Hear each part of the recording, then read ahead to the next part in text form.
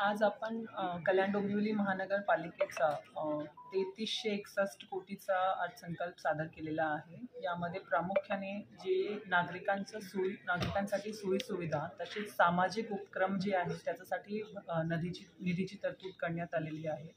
मागच्या वर्षामध्ये आपण प्रामुख्याने स्मशानभूमी तसेच शिक्षण व्यवस्था बळकट करण्यासाठी प्रयत्न केला होता, तेही पुढच्या वर्षात कंटिन्यू होणार आहे।